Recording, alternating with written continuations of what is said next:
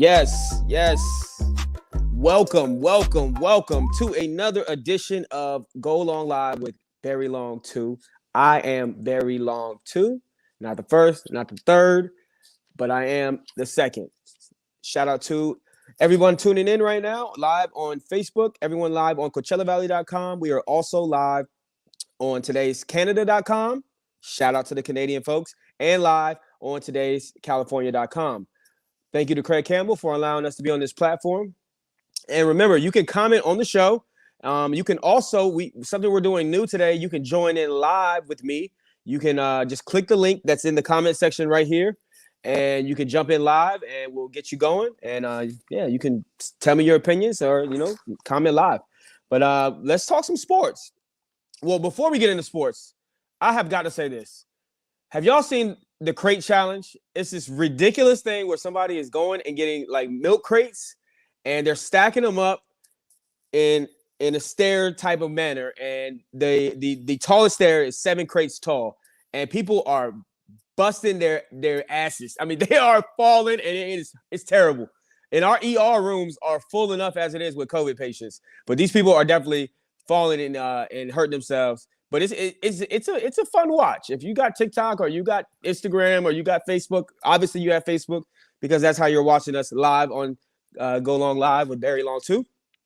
But yeah, this crate mess has got to stop. It's got to stop today. I'm pretty sure that they are filling up the ERs with all these people that are falling. But yeah, I didn't pull any video for that. But if you want to go tune in later, check it out. I'm sure you can just type in crate challenge anywhere and you'll see how ridiculous these idiots look. But I mean, it's entertaining. And then I saw this girl right here. You know damn well she ain't gonna make it across them crates. You know she ain't gonna make it across them. She might not even make it to the second step. But yeah, you got people. I mean, it's they said it's inspired by the Olympics. They're calling it the Hood Olympics or whatever. I don't know. But it's the crate challenge, and it is ridiculous. I'm a DJ, so the only thing I know about crates is records, putting vinyl records in them. But yeah, this crate challenge is getting out of hand, and it must stop today. We are live on today's Canada, and we are live on today's California, as well as CoachellaValley.com. Please comment on the show. Now, today is August 23rd. Today would have been Kobe Bean Bryant's 43rd birthday. Oh man, it just hurts. Every time you think about it, Kobe Bryant, that was one of those deaths where it was just very, very shocking. And it wasn't like one of the young deaths that we have of like let's say a musician, like like Elvis when Elvis died, or like Michael Jackson dying. We knew Michael was gonna die. We saw that coming. We didn't see Kobe Bryant coming. It was just so shocking. And it's one of those things, one of those celebrity deaths where you remember exactly where you were that exact moment, and you'll never forget it. And it brings back that emotion when you think about it. You start stirring up those emotions that you had on that day. And I remember I was at a casino out here in Coachella and doing an event for the radio station that I work for, Alpha Media. Shout out to Alpha Media. And we were hosting the Pro Bowl, and all of a sudden, in the middle of the Pro Bowl, it just comes on the screen that Kobe Bryant has passed away. But I got a call before that actually from my friend James Johnson. Shout out to James Johnson, who is a fan of the show, a friend of the show. But yeah, he told me Kobe Bryant died, and my reaction was, "Oh, let me guess," because I thought he was pranking. I said, "Let me guess, he died in a helicopter, right?" And come to find out, he actually did die in a helicopter. It was just devastating news, and I mean, they even shut down the players in the Pro Bowl found out about it, and it kind of took out all that oxygen, all that energy out of that stadium, and it was just crazy. But yeah, then on ABC, one of these reporters says that his whole family was in the helicopter, and you're like, man, oh man, that's just so devastating. But ended up only being him and Gianna and 7 other people. But yeah, just a terrible, terrible tragedy. So just today would have been Kobe Bryant's 43rd birthday, man, and it almost still doesn't even feel real, even though it's been damn near 2 years. So. We are now going to move past some somber news. I know you guys like to talk football, talk basketball. That's what we're going to talk. But we must talk track and field. That's the first thing we must talk about today. Because if you hadn't seen, now Sha'Carri Richardson, she is the track star that won the Olympic trials for the U.S. and ended up testing positive for marijuana, ended up not even being able to compete in the Olympics. This is a picture of her right here, Sha'Carri Richardson.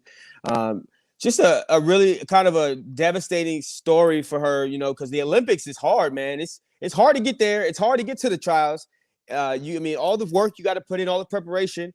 Then then it's once every 4 years. A lot can happen within 4 years. You don't even know if she's going to get this opportunity in Paris in 2020. What would it be? 2024? You don't even know if she's going to get this opportunity. You don't even know how fast she's going to be. She might have a kid. She might have 2 kids. A lot can happen in 4 years. So it's not a given for her to be in the Olympics in 2024. It's not a given. And that's why it's such a devastating blow to her career. But she's out here still running. She's still racing. And she raced on NBC this past weekend. And it was interesting because NBC, well, we know NBC, their ratings go through the roof every Olympics. They love it. And now they're trying to hold on to that rating. So they are out here, capitalizing off of this Sha'Carri Richardson story. And I don't blame them one bit. I don't blame them at all. But they ran a race this weekend, and she ran against the girls that she was going to face in the Olympics. She ran against the girl who won the gold medal and the girl who won the silver medal from Jamaica. She ran against Elaine Thompson Herah. Get it right, because Elaine Thompson Herah she's a beast. She's a 5-time Olympian, gold medalist. She won the gold medal this year in the 100 and the 200. She did it last time in the last Olympics in Rio. So she is a beast. But that is Sha'Carri Richardson. Damn, she's strong. But she finished 9th out of 9 people, man. She finished dead last. And it was just hard to watch. Why is she so diesel, man? Good God, what is she taking? But she finished dead last. And it was the worst part about it was the awkward interview after the race. She comes off the track. She's out of breath. She got to catch her breath because she's been smoking that weed. And she comes up and she says, "It's all good." There's no other way to describe her. She's hood. That's the only way I can describe. I try to think of a way to describe her. She's just hood. That's the only way to describe her. All right. And then she has the long, the long colorful wigs. She's got on the jewelry, too many chains. She's got on the long bright nails. So, she rubs some people the wrong way. She doesn't look like any other track star in the sport. But that's also an advantage for her, because now you've got an advantage for the sport, because you've got other people who look like her who would not have normally watched track and field on TV. And now they're watching the sport. So it's an advantage for her. But she's a little hood. She came off the track and she's like, "It's all good. I'm not done. I'm still here. I'm still the 6th fastest woman in the world." And then I was thinking, you're the 6th fastest woman in the world, right? But you're the 9th fastest woman in this race. Let that sink in. So, I appreciate her bravado and her ego. You have to have an ego if you're going to be a superstar athlete. If you're going to be the best athlete in your sport, you have to have some kind of an ego. Michael Jordan had an ego. Hell, Kobe Bryant had an ego. So I don't fault her for having an ego and believing in herself. But she just came across, it was cringy to watch. I was cringy the entire time watching it. But yeah, she did finish 9th in this race. And, there's always room to bounce back.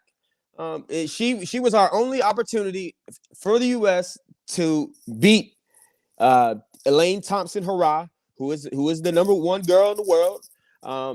She was our best chance, and she's probably the best known female track star since Jackie Joyner-Kersee and Florence Griffith Joyner. Damn, that was a fast family. The Joyners was fast. I don't know about Tom Joyner. Tom Joyner was fast. Probably no relation at all, but yeah, she's probably the biggest superstar we've had in female track since those ladies, and it's gonna be interesting to see how this ends up playing out. But that interview was just cringeworthy to watch, and we wish her the best. But this is the gold medal champion, and she has great form. She took off on him, and she was gone. And Sha'Carri Richardson just fell back to the back, and she could never recover. Now I'm not a track expert, so I don't know if she can bounce back, and if it's just one race. But Definitely don't say you're the sixth fastest woman in the world when you were the ninth fastest woman in that race. We got a comment right here from Nancy Tallman. She said, I like her. She must be going through some serious stuff. Now, she has been going through some serious stuff. She blamed the marijuana usage on the death of her biological mother, who she just reconnected with. Let's be honest, when you saw her say that, y'all, everybody was thinking, come on, man, you smoke weed to get high, not because you were sad. I mean, most people smoke weed to get high. She must be going through some stuff, but aren't we all going through some stuff? Well, but shout out to Sha'Carri Richardson. She's a great athlete. She needs a media coach, in my opinion. Craig Campbell is helping us moderate the comments. He is live, and we are. He comments and says, "Are we watching preseason NFL tonight?" Yes, I am. I will be watching NFL preseason tonight. I hope Sha'Carri Richardson can bounce back.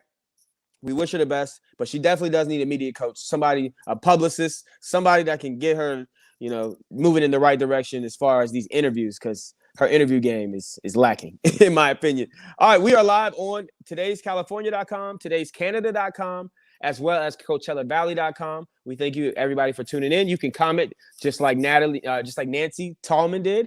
She said she likes Sha'Carri Richardson. She must be going through some serious stuff. Must be. And mental health is very serious. We've seen what the Simone Biles story, and we've seen what happened with other athletes that we've had similar circumstances and mental illnesses. So, it'll be interesting to watch. But I just found that interesting this weekend.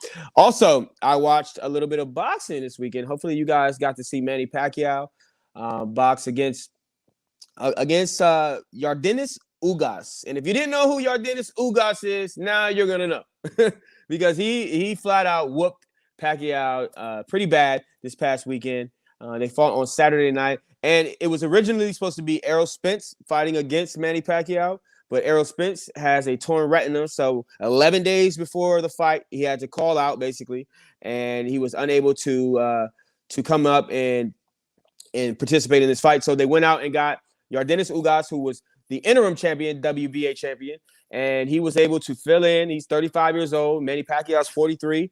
And he was able to fill in. And it was just it was hard to watch Manny Pacquiao. He's an 8-time champion, 8-division champion in 8 different weight classes, which is ridiculous. We've never seen anything like that. He's been accused of being on steroids and being on performance enhancers, which I firmly doubt that he's ever done. Just seems like a really good guy. Manny Pacquiao is the type of guy that, if you walk up to him and you say, hey, man, F you, he would say, oh, thank you very much. He is just a very humble spirit. He's just a good guy. And, he's 43, and he got in the ring with a guy who was a little bit younger, who was a little bit longer, who was a little bit stronger. And at the end of the day, Manny Pacquiao threw 400 more punches than he did, but he was unable to land them effectively. And Yordenis had his hands up. He was blocking the entire fight. And the first half of that fight, you felt like, okay, Manny Pacquiao's he's throwing punches in bunches. He's throwing all these combinations. He's at least convincing the judges that it should be close. But once it got to that second half of that fight, it was like, man, this guy is 43 and he looks 43. And his punches aren't effective at all on this guy, Yordenis. So it was very interesting to see, him fight against a guy who's been, relatively unknown to the general public. Yordenis Ugas was not a household name. And a lot of people get that household name notoriety because they fight a Manny Pacquiao, because they fight a Floyd Mayweather. So now we're going to know who Yordenis Ugas is. And I don't see Errol Spence and Manny Pacquiao getting into the ring anytime soon. Manny Pacquiao is going to eventually run for president of the Philippines. And his opponent in that presidential race is just as fierce as any boxing opponent he's ever faced. If y'all haven't seen the President Duterte, I don't know how you say it, Duterte, he is serious. He's killing folks whenever they act up. So he's running against that guy for president. So he's got a lot more to focus on. I don't think that he wants to focus on fighting an Errol Spence. And Errol Spence would have wiped the floor with Yordenis Ugas. So, yeah, I just think Manny Pacquiao's had a great career. And we've seen boxers in the past, they don't quit in time. They don't understand that, hey, man, you're getting older and you've been getting knocked out. They usually get knocked out of the ring rather than leaving on their own terms. So it is what it is. Manny Pacquiao Thank God he didn't take any serious punishment. I believe he had to get some stitches after the fight, but he is one of the greatest boxers of all time, of our generation, and he should be celebrated like one. So, Manny Pacquiao lost to Yordenis Ugas, and it might be his last boxing match. And we'll see. We'll definitely see. Now, something interesting. Right quick, we just want to drop that meme of the day before we get into this other news that I wanted to talk about. But yeah, the meme of the day was I thought this was pretty good. Tim Tebow signing with the Lakers. Isn't that incredible? I mean, it's really, if you think about it, it's really possible. I could definitely see the Lakers. I mean, they're out here signing anybody to fill that roster spot, that last roster spot. They're talking about bringing back Isaiah Thomas. They brought back Carmelo Anthony. They brought back Dwight Howard. If you can play a little bit, they'll take you, because we need to fill those roster spots. But yeah, and Tim Tebow is always taking on a new venture. I mean, this guy, I could see him telling us tomorrow, "Hey, I'm, you know what I'm doing? I'm going to be a NASCAR driver." And it's funny, man. I could really be a NASCAR driver. Y'all have no idea. We are live on CoachellaValley.com, live on today'scalifornia.com, and live on today'scanada.com. But yeah, I love Photoshop. That's just awesome. That's incredible. So let us know where you guys are watching from tonight. We want to know, where you guys are. If you're in Malaysia, we got some people that watch from Malaysia. We got people that watch from Mexico. We got people that watch from Indio, from Palm Springs, from all over, from Virginia. So let us know where you're watching from tonight. Comment here on the show, on the video, whether you're watching live or whether you're watching it back. And we appreciate all the love and all the feedback that we've been getting. So now I wanted to jump into a little bit of NFL news. We found out that Carson Wentz is going to maybe play week 1 for the Indianapolis Colts. And I think that this is phenomenal news for Carson Wentz, because Carson Wentz has been through a lot, man, in his short NFL career. We saw him in Philadelphia. He came onto the scene really quick, really, really strong. He looked like, hey, man, this guy's going to be one of the best quarterbacks we have in the league for the next 10, 12 years. And it was kind of exciting, to see him in the MVP race and all this. And he had a different style of play, a little bit more mobile, but not as mobile as a Michael Vick or Lamar Jackson, but he was mobile and he was moving around, and he had some good receivers. He had a good squad. He had a great defense, and then he got injured and then wasn't able to fit in and fill that role and play the quarterback position for them to win the Super Bowl. They ended up having to go with Nick Foles. So I just got his injury list right here, and I just wanted to I mean, this guy is like Humpty Dumpty. I mean, this guy gets hurt, and I don't know if all the King's horses and all the King's men can please put Carson Wentz back together again. He's had so many freaking injuries, it's insane. He's had a concussion. He's had a torn ACL, a torn LCL. He's had a rib hairline fracture, a broken wrist, multiple concussions, stress fracture in his back. I mean, this guy has so many injuries that it's ridiculous. And the worst ones are the knee problems. And those have been, haunting him over the past few seasons. And we'll see. But, I think that when they started talking about they were going to bring in another quarterback because they gave you this ridiculous 5 to 12 week window.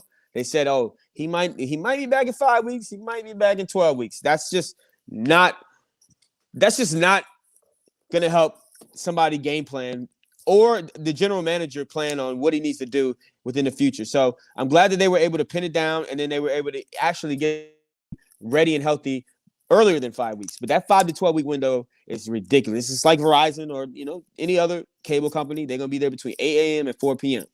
So, he's going to be back before week 1. They said that they were going to bring in maybe Nick Foles. That was a very popular name that was floating around there. We heard maybe Gardner Minshew could fill in that role. They were going to maybe go back and bring back Jacoby Brissett, who was their quarterback a year ago.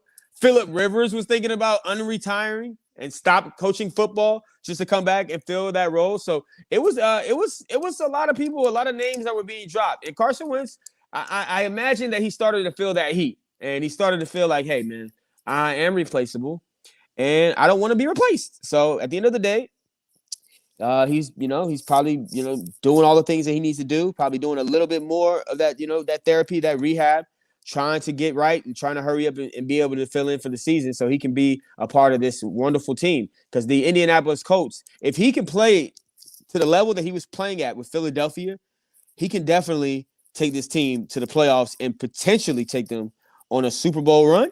I mean, who knows? I mean, the best of Carson Wentz we've seen is pretty damn good. And last year when he was playing with the Philadelphia Eagles, he was forcing balls. He was holding on to the balls too long. But at the end of the day, if the receivers can't get open, the quarterback has nobody to throw to, and that's what it boiled down to. He should have maybe checked down a little bit more. He should have maybe thrown the ball away a little bit more. And that's what got him in trouble ultimately. And his presence inside the locker room and his reputation inside that locker room. So if he can get it all together and play at a high level, it seems like in some of the videos that the Indianapolis Colts have dropped on their social media, it's him interacting with his teammates. It seems like he's fitting in well with that locker room, and it seems like those guys believe in him and they're behind him. But if he can get healthy and he can play at a high level again, this team is definitely primed. They have a good O-line, they have a great defense, and they're just ready to take off. They got that young wide receiver who's going to be a star this year if he can get somebody to get him the damn ball, and Michael Pittman. And you still got T.Y. Hilton. So and a damn good running game. So I think that this is a really good news if you're an Indianapolis Colts fan, because earlier, a couple weeks ago, you were thinking we didn't even have a quarterback at all. And now you're like, man, this guy might be ready for week one. He looked good in practice, and they're talking about definitely bringing him back before week one. And it's going to be interesting to see how it plays out, because Carson Wentz, like I said, he is Humpty Dumpty. Humpty Dumpty sat on the wall. Humpty Dumpty had a great fall. All the king's horses and all the king's men couldn't put Humpty back together again. That is a nursery rhyme from school. Most of y'all should know that. You should know that. But yeah, this guy is Humpty Dumpty, and I don't know if all the king's horses and all the king's men can put Carson Wentz back together again, but I hope they can.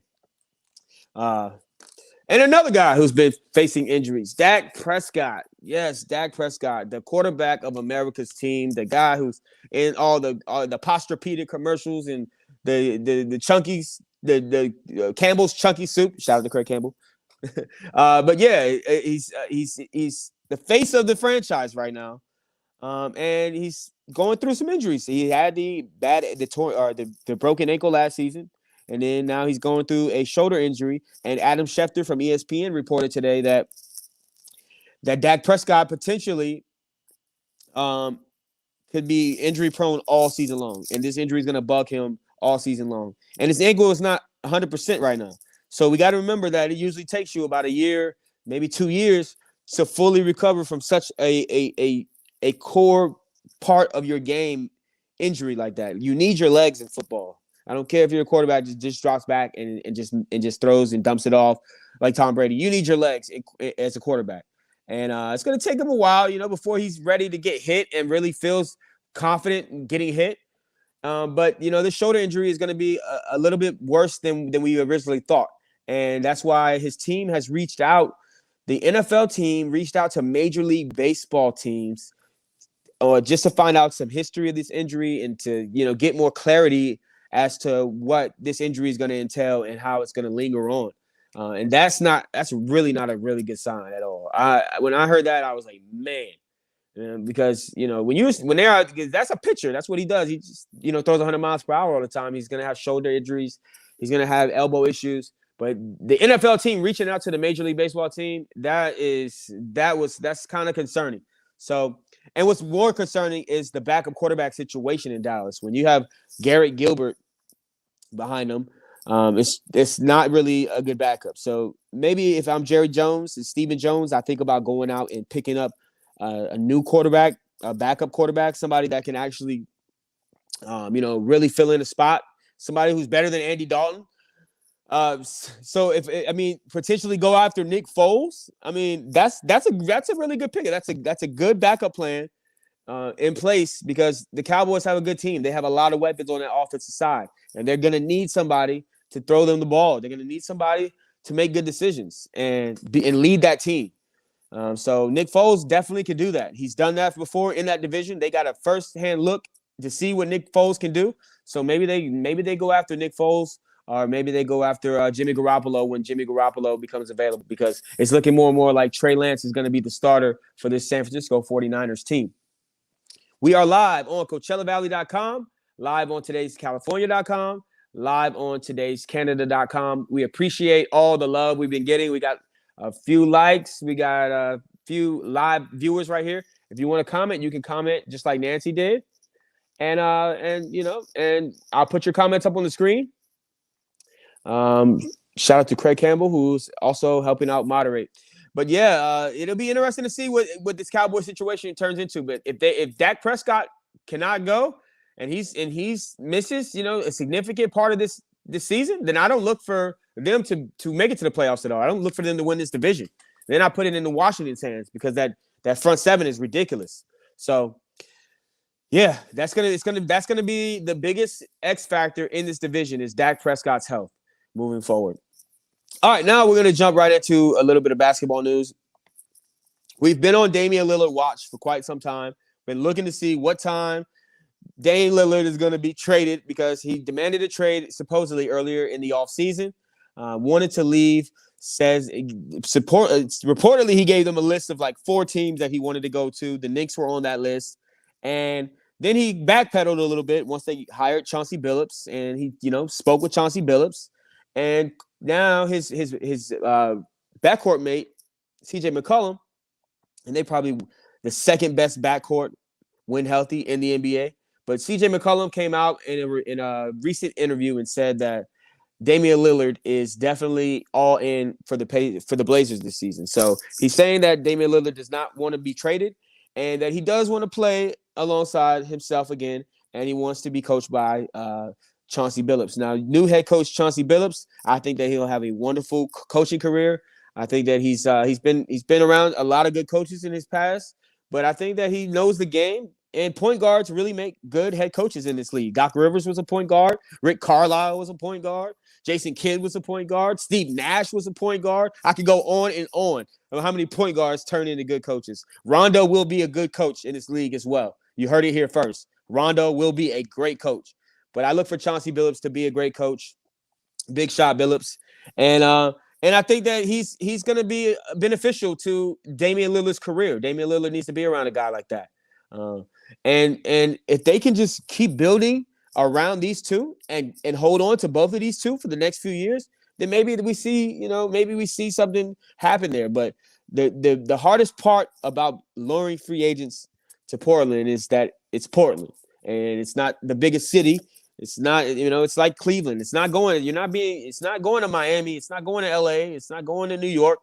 So it's hard to lure these free agents. But I think that when you add Chauncey Billups to the mix, that maybe they'll be able to lure some free agents, because Chauncey Billups is a good guy, good name. He's won rings, and he knows how to get it done. So maybe guys want to go play there for him that didn't want to be coached by Terry Stotts. So it is what it is. We'll see. But Damian Lillard, we will continue to be on Damian Lillard watch, because I don't believe him fully that he's happy and he's content in Portland. Now, another guy in the NBA I wanted to talk about real quick. If you can see, he's putting his hat on. He's putting his North Carolina A&T hat on, because that is J.R. Smith. J.R. Smith, I reported last week, was out here, and he said he was going to try out for the North Carolina A&T State golf team. And golf is one of those games that requires focus. It requires discipline. It requires a lot of things that J.R. Smith doesn't necessarily have. But or he hasn't been known to have this in the NBA. He's made some bonehead plays. He's been a hothead at times. He's just not been there at times mentally.